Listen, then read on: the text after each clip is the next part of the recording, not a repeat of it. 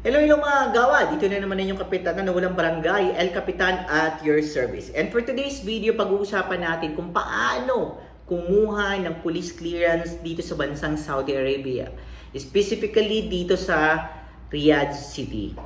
So maraming mga steps ang dapat natin pagdaanan upang makakuha ng police clearance. Pero itong sasabihin ko sa inyo ay napagdaanan nung kumuha ako ng police clearance. So, unang step, pupunta po tayo ng Philippine Embassy. Wala na pong appointment pagpunta doon. Pwede kayong mag-walk-in doon. Walang problema. Diretso lang kayo doon. Sabihin nyo lang doon sa tagabantay or guard ba ang tawag doon na kukuha ka ng endorsement letter. Ayan po. So, pupunta kayo ng Philippine Embassy. Tapos pagka nandun na po kayo, magbabayad lang kayo doon sa counter ng 100 riyal para sa endorsement letter para makaproceed na kayo sa next step. Pagka nagkaroon na po kayo ng endorsement letter, which is maibibigay naman siya agad-agad, pupunta kayo ng step 2. Pupunta kayo ng Ministry of Foreign Affairs or MUFA para magpa-stamp. Kasi hindi i-honor ng next step ang endorsement letter kung walang stamp. Ngayon, bago kayo pumunta sa Ministry of Foreign Affairs, kailangan nyo ng appointment. Ngayon, ang tanong, saan mag-a-appointment? Online ba o mag-walk-in? Kung sa online kasi sinubukan ko, hindi ako nakakuha, hindi ko alam kung papaano kasi nangihingi ng number. So, ang ginawa ko na lang is pumunta ako ng Ministry of Foreign Affairs sa harap mismo ng building. Meron doong parang service center. Mga nakahilera lang sila, mga 3 yata sila doon. Sa harap mismo. Napakalapit lang. So, mag-approach lang kayo doon. Anyhow, may magtatawag naman ng mga Arabo.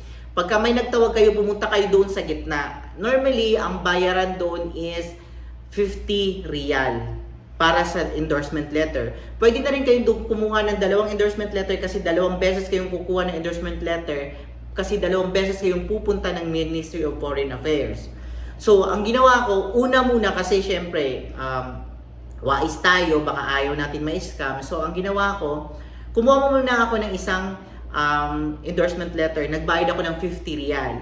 So ayun na nga, nakuha ko na yung pinaka appointment para gagamitin ko doon sa mismo sa Ministry of Foreign Affairs. So ayun na, pumasok na ako sa Ministry of Foreign Affairs. Ayan, nalagyan na po ng stamp yung endorsement letter. So ang next step, pupunta naman tayo ng police station. Ngayon, yung pinakamalapit na police station sa Ministry of Foreign Affairs ay nagsarado na. So, ihatid ka po or sumakay ka ng taxi or kung may sasakyan kayo, dumiretso na kayo sa Dira Police Station sa Malas. Ayan. Huwag kayong mag-alala kasi wala na kayong babayaran doon mismo sa police station. Ayan. So, ipapakita ko sa inyo anong itsura ng police station, ng police clearance. Parang ganito yon. Ayan. So, pagka nakakuha na kayo, huwag kayo mag-alala guys kasi madali lang yung process doon. It will take around 20 minutes lang siguro. Ayan. After niyan, pag nakakuha na kayo itong mga fingerprint, hindi na kayo magpi-fingerprint kasi automatic ito nasa system na nila nung pagpunta mo dito sa Saudi Arabia, di ba naalala nyo na nagpi-fingerprint kayo doon mismo sa airport? Yun na yung gagamitin nyo. Kasi ito, meron naman siyang mga ganito pero hindi naman ako nagaganyan. Kinuha lang nila doon sa mismong system. So pag nagkaroon kayo dito, balik na naman kayo ng Ministry of Foreign Affairs. So pupunta na naman kayo doon sa harap ng Ministry of Foreign Affairs para kumuha na naman ng online appointment. Magbabayad na naman kayo ng 50 riyal ulit. Ayan. So pagka nabayaran nyo na at meron na kayong appointment, pasok na naman kayo sa Ministry of Foreign Affairs para lalagyan niya ng stamp. So ito na po yun. May stamp na siya. Ito yung pinaka-stamp niya. Ayan. So after nyo magkaroon ng ganito, Ang next nyo po is step 4. Ipapa-translate nyo siya.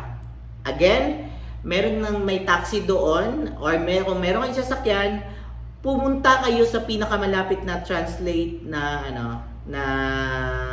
company. Huwag kayong mag-alala, lahat ng link ng sinabi ko ilalagay ko dyan sa description box.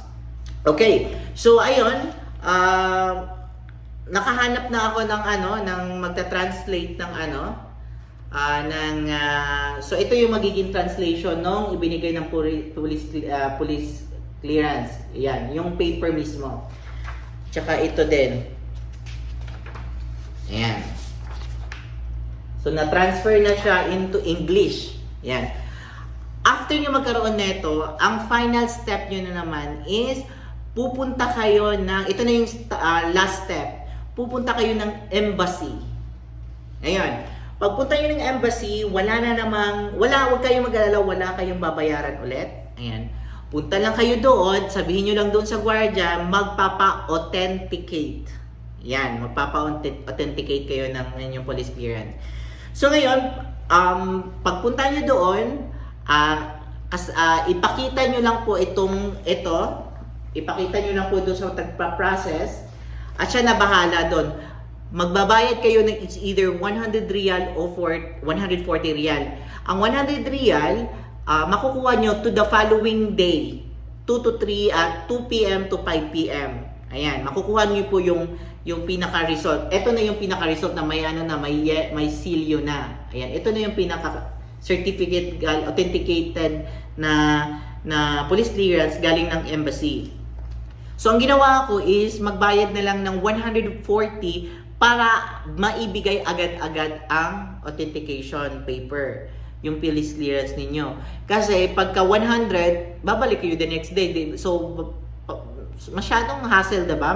Hassle kasi nga, nagkukonsume ng time, ng effort, syempre, pipila ka pa doon kasi hindi ka naman agad-agad ma-assess kasi marami din tao na nandun. So, nagbayad na lang ako ng 140. Maya-maya siguro, naghintay lang ako ng mga 30 minutes. Ayan, na-release na to agad-agad. So, yan guys. So, sa mga nagbabalik po na mag-abroad po, na kagaya ng punta kayo ng Europe or international students, na kagaya ko, international student, punta ng Canada, US, or sa Europe, mas mainam na po na kumuha kayo dito ng police clearance kasi hahanapin to ng agency sa Pilipinas. Ayan. Kung nasa Pilipinas na yun, pwede naman din kayong kumuha ng police clearance dito sa Saudi, pero gagastos kayo ng almost 25 to 30K kasi dadaan kayo ng agency. So guys, kung andito pa kayo, privilege niyo na kumuha na kayo dito para ma-secure niyo po ang police clearance kasi napaka-importante ito. By the way, ang certification nito is nakalagay is this certificate has no prescribed validity or limit time. So unlimited yung validity ng police clearance na to. Kaya mas maganda, 'di ba? So ayun guys, kung may mga katanungan kayo, feel free para mag-comment din sa comment box para sagutin ko. And kung hindi pa kayo nakapag-subscribe, please do subscribe po. Maraming salamat po.